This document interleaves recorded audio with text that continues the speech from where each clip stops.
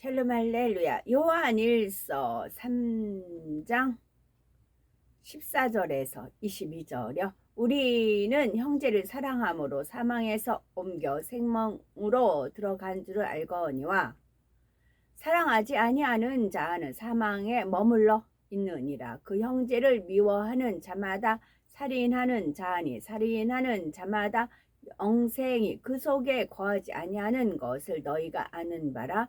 그가 우리를 위하여 목숨을 버리셨으니 우리가 이로써 사랑을 알고 우리도 형제들을 위하여 목숨을 버리는 것이 마땅하니라. 누가 이 세상의 재물을 가지고 형제의 궁핍함을 보고도 도와줄 마음을 닫으면 하나님의 사랑이 어찌 그 속에 거하겠느냐. 자녀들아, 우리가 말과 혀로만 사랑하지 말고 행함과 진실함으로 하자. 이로써 우리가 진리에 속한 줄을 알고 또 우리 마음을 주 앞에서 굳세게 하리니. 아멘. 행함과 진실함으로 사랑할 때에 진리에 속하며 마음에 책망할 것이 없이 담대하면 무엇이든 응답받을 수 있다는 게 영계의 법칙입니다. 요한일서 3장 18절 말씀도 마음에 있는 사랑을 행함으로 나타내 보일 것을 명하시지요. 자녀들아, 우리가 말과 혀로만 사랑하지 말고 오직 행함과 진실함으로 하자 했습니다. 천사의 말처럼 선한 말도 그 마음에 사랑이 없으면 소용이 없습니다. 형제의 어려움을 도와주는 행함이 없이는 아무리 듣기 좋은 말을 많이 해주어도 실질적인 도움이 되지 않지요. 진실한 마음이 담기지 않은 말, 인쇄치레로만 하는 위로와 축복의 말은 더더구나 아무 도움이 되지 않습니다. 어머니가 우는 젖먹이를 달랠 때 어떻게 해줍니까? 말로만 달래지 않고 안아주고 우유를 먹여 배를 채워줍니다. 형제를 사랑하는 것도 마찬가지입니다.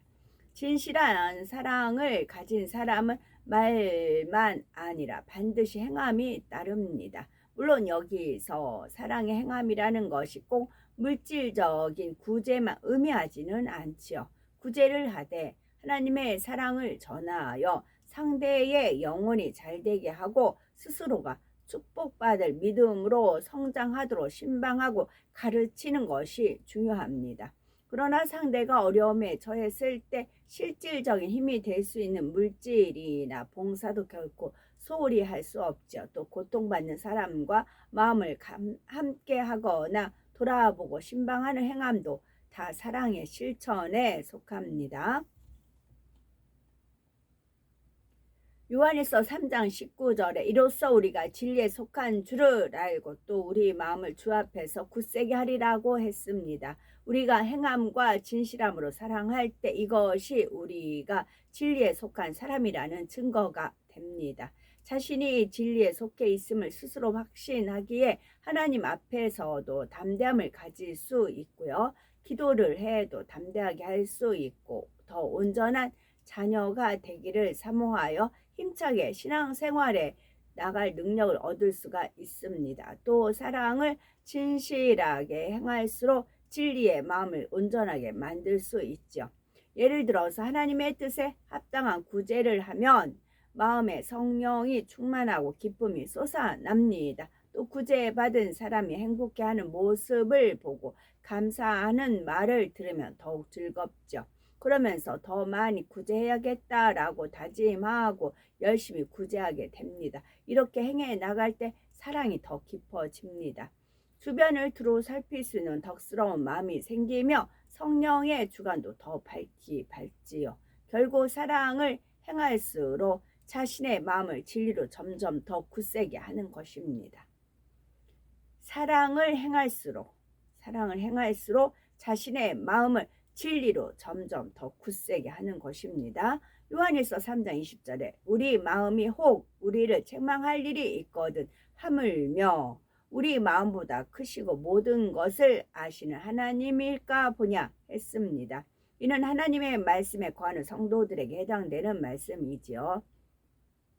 진리와 상관없이 제약 속에 사는 사람들은 책망할 것이 항상 있기 때문에 혹 있거든이라고 표현할 필요가 없지요.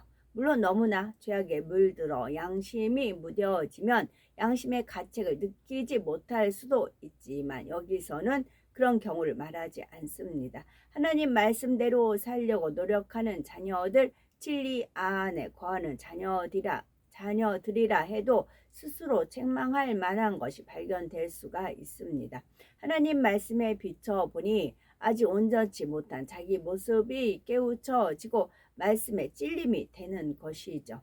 하물며 전지전능하신 하나님께서 보실 때는 미흡한 모습이 얼마나 많겠습니까? 창조주 하나님은 너무나 크신 분이죠. 마치 손바닥을 들여다보듯이 모든 인생들의 마음과 생각, 행함을 아시죠. 하나님 앞에서는 어떤 것도 숨길 수가 없습니다. 스스로가 깨닫지 못한 비진리의 마음도 하나님께서는 다 아시죠. 그래서 그런 것까지도 버릴 수 있도록 종종 연단을 허락하시기도 합니다. 욥기의 주인공 욥이 그런 경우였죠. 욥은 하나님 말씀을 지키며 사는 의인이었지만 깊은 중심이 아까지는 자기 스스로 발견하지 못했습니다. 그래서 이를 발견하여 버림으로써 온전해지도록 하나님께서 사단의 송사를 허락하신 것입니다. 이렇게 자신이 모르는 속마음까지도 하나님은 다 아시는데 스스로 알고 있는 비진리의 모습이라면 더더욱 가릴 수가 없죠. 예를 들어서 어떤 사람이 열심히 예배와 기도, 각종 모임에 잘 나오면 주변에서 볼 때는 신앙생활을 잘하는 것 같습니다. 그러나 겉보기에는 똑같이 충만해 보인다 해도 사람마다 속마음은 다릅니다. 속에는 아직 세상을 동경하는 마음이 남아 있을 수도 있고 아니면 정말 주님만 바라보고 천국을 소망하여 갈 수도 있지요. 다른 사람들은 몰라도 자기 자신은 진짜 속마음을 분별할 수 있죠. 또 열심히 직장 생활을 하는 사람들 중에도 하나님의 영광만을 위해 성실하게 일하는 사람이 있는가 하면 명예와 물질에 대한 탐심으로 열심히 일하는 사람도 있습니다. 애매히 자신을 욕하는 사람과 화평을 쫓았다 해도 정말로 감정이나 불편함이 전혀 없이 상대의 마음에 맞춰줄 수도 있고 겉으로 내색은 하지 않지만 감정이 상하거나 미운 마음이 들 수도 있죠. 자신이 어느 쪽에 해당하는지 남들은 몰라도 자기 스스로는 분별할 수가 있습니다. 더구나 하나님은 모든 것을 밝히 보고 계시죠.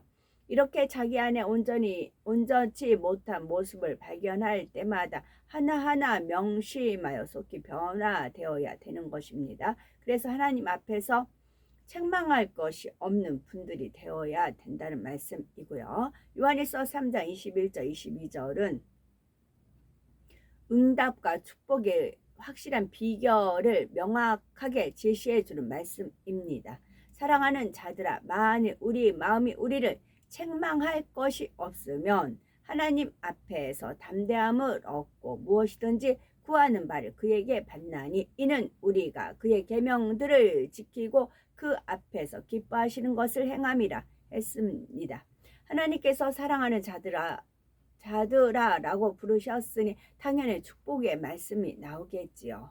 우리 마음이 우리를 책망할 것이 없고 하나님 앞에서 담대할 수 있다면 사랑하는 자라 불릴 만할 것입니다. 진리 안에 거하려고 노력하는 사람도 하나님 앞에서는 온전치 못할 수 있다고 했습니다. 그러나 계속 노력하여 성결되며 책망할 것이 없죠. 물론 영으로 들어와도 온영으로 들어와야 하고 온영으로 들어와도 더 깊은 차원의 영의 세계를 향해 끊임없이 침노에 들어가야 합니다. 그러니 영으로만 들어와도 불법과 불의를 행치 않고 하나님께서 기뻐하시는 일만 행하니 항상 성령 충만하고 하나님 앞에서 담대합니다. 이런 사람은 무엇이든 필요한 것이 있으면 담대하게 하나님께 구할 수가 있고 구하는 것마다 응답을 받습니다. 비유를 들면 아버지가 매우 돈이 많은 갑부라면 자녀가 필요한 것을 사줄 능력이 있죠. 평소에 아버지 앞에 순종하고 행실을 바르게 하여 사랑받는 아들이라면 무엇이 필요할 때 담대하게 구합니다. 그러나 늘 말썽만 부리고 불순종하여 아버지 속을 까맣게 태운 아들이라면 자기가 원하는 것이 있어도 아버지가 주실지 안 주실지 확신이 없죠.